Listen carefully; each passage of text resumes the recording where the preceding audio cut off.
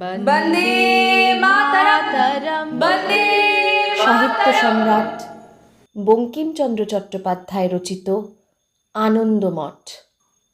হিন্দু জাতীয়তাবাদ ও হিন্দু পুনরুত্থানবাদের চেতনা দিয়ে গড়া এই উপন্যাস দেশপ্রেম ও ব্রিটিশ বিরোধিতার প্রাথমিক রূপ হিসেবেও গৃহীত হয়। যে বন মধ্যে দস্যুরা কল্যাণীকে নামাইল, সে বন অতি মনোরম। আলো নাই, শোভা দেখে এমন চক্ষুও নাই। দরিদ্রের হৃদয়ান্তর্গত সৌন্দর্যের ন্যায় সে বনের সৌন্দর্য অদৃষ্ট রহিল। দেশে আহার থাকুক বা না থাকুক, বনে ফুল আছে, ফুলের গন্ধে সে অন্ধকারেও আলো বোধ হইতেছিল। মধ্যে পরিষ্কৃত সুকোমল শস্পাবৃত ভূমিখণ্ডে দস্যুরা কল্যাণী ও তাহার কন্যাকে নামাইল। তাহারা তাহাদিগকে ঘিরিয়া বসিল। তখন তাহারা বাদানুবাদ করিতে লাগিল যে ইহাদিগকে লইয়া কি করা যায়। যে কিছু অলঙ্কার কল্যাণীর সঙ্গে ছিল তাহা পূর্বেই তাহারা হস্তগত করিয়াছিল। একদল তাহার বিভাগে ব্যতিব্যস্ত। অলঙ্কারগুলি বিভক্ত হইলে একজন দস্যু বলিল, আমরা সোনা রূপা লইয়া কি করিব? একখানি গহনা লইয়া কেহ আমাকে এক মুঠা চাল দাও, ক্ষুধায় প্রাণ যায়, আজ কেবল গাছের পাতা খাইয়া আছি। একজন এই কথা বলিলে সকলেই সেই রূপ বলিয়া গোল করিতে লাগিল।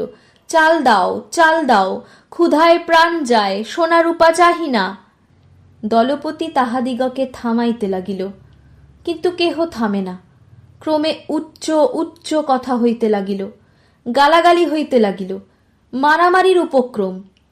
যে যে অলঙ্কার ভাগে পাইয়াছিল সে সে অলঙ্কার রাগে তাহার দলপতির গায়ে ছুঁড়িয়া মারিল। দলপতি দুই একজনকে মারিল, তখন সকলে দলপতিকে আক্রমণ করিয়া তাহাকে আঘাত করিতে লাগিল।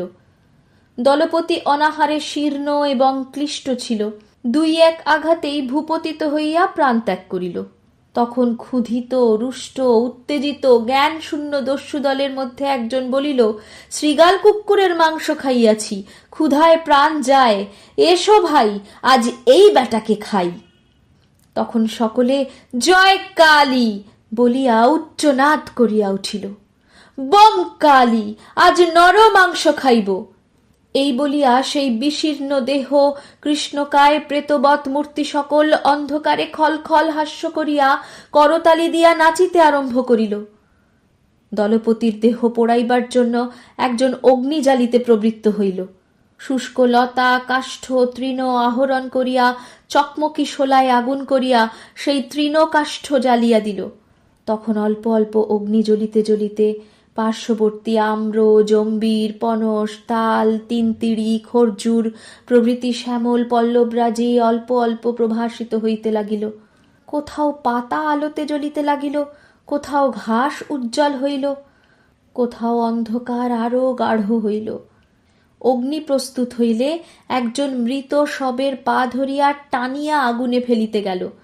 তখন আর একজন বলিল, রাখো, রও রও, যদি মহামাংস খাইয়াই আজ প্রাণ রাখিতে হইবে, তবে এই বুড়ার শুকনো মাংস কেন খাই?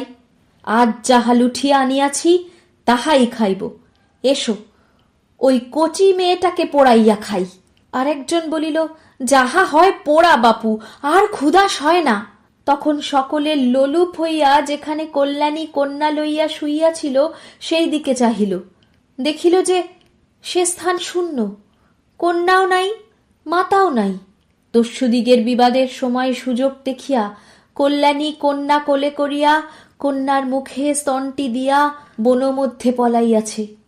শিকার পলাইয়াছে দেখিয়া মার মার শব্দ করিয়া সেই প্রেতমূর্তি দস্যু দল চারিদিকে ছুটিল।